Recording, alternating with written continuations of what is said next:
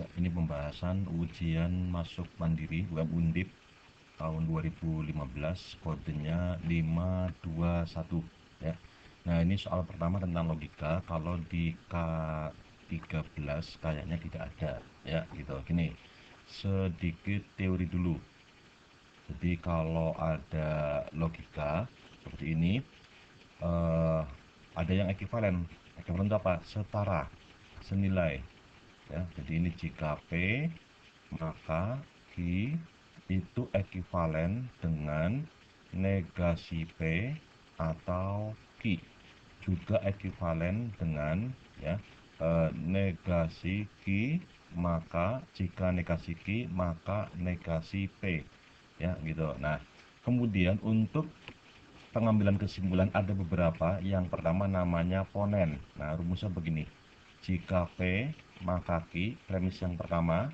Yang keduanya adalah P, maka ini kesimpulannya adalah Q. Kemudian tolen. Nah, premis yang pertama adalah jika P maka Q.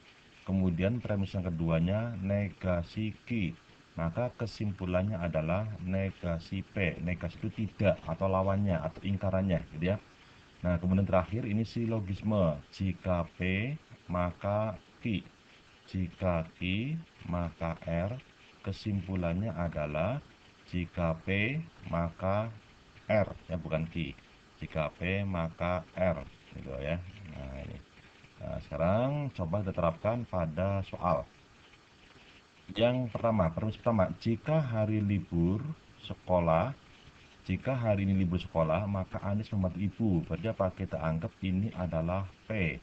Nah, Anies membantu ibu adalah Q. Anies tidak membantu ibu. Berarti apa? Ini adalah negasi Q ya. Nah, atau ia bermain dengan teman.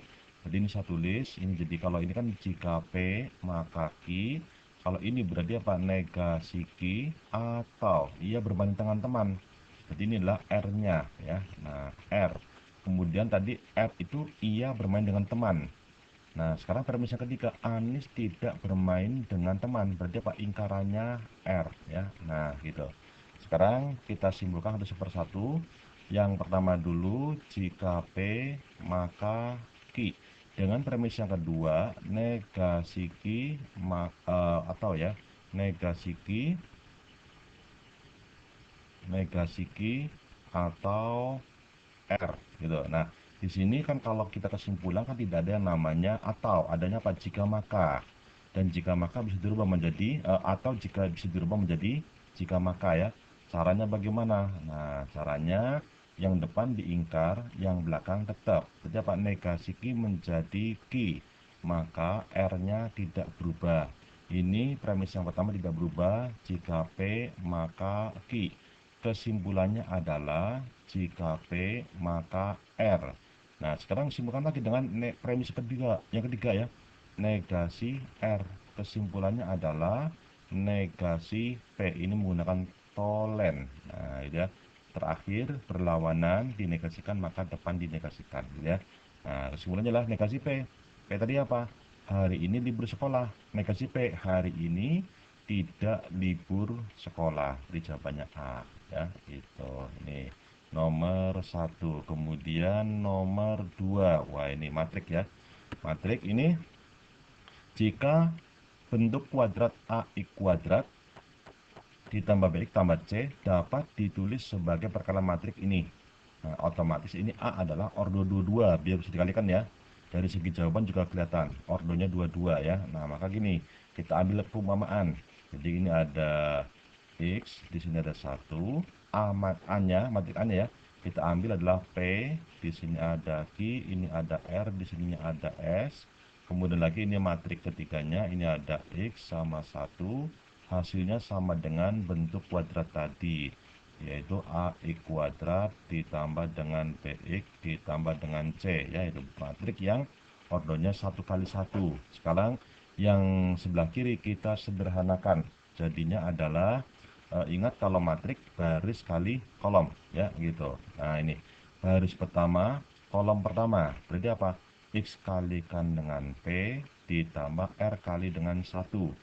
Kemudian baris pertama kolom kedua, taruh di baris pertama kolom kedua juga. Jadi X kalikan dengan Q ditambah R kalikan dengan S ya. Nah ini matriks yang ketiganya.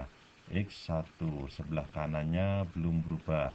Ada AX kuadrat ditambah BX ditambah C. Kemudian ini biasa baris kali kolom lagi, baris pertama kolom pertama. Berarti semuanya ini kalikan dengan X. Jadi PX kuadrat ditambah RX, terus dilanjut lagi ditambah dengan ini sama satu, berarti apa? QX tambah dengan S. Nah ini sama dengan matriks sebelah kanannya AX kuadrat ditambah BX tambah C gitu ya. Nah sekarang sudah matriksnya sama, tinggal entry-nya yang sama. Kalau gitu matriksnya hilangin aja.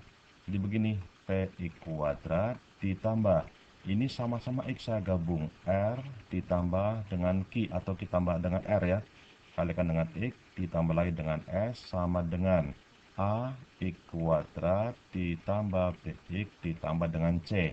Nah kalau begitu ini P sama dengan A, S sama dengan C ya. Nah berarti ininya adalah A, ini adalah C ya. Cari ini bisa, ini tidak ya, ini juga tidak, ini tidak, yang ini juga tidak. Di jawabannya A gitu ya. Nah kalau dicek lagi ini R tambah Q sama dengan B. Nah R tambah Q sama dengan B, cocok ya gitu. Terus berikutnya lagi, nah ini fungsi komposisi dan inverse ya. Nah ini saja wis. F bundaran G itu kan sama saja dengan F G X. Nah sekarang Gx sudah ada kan ya.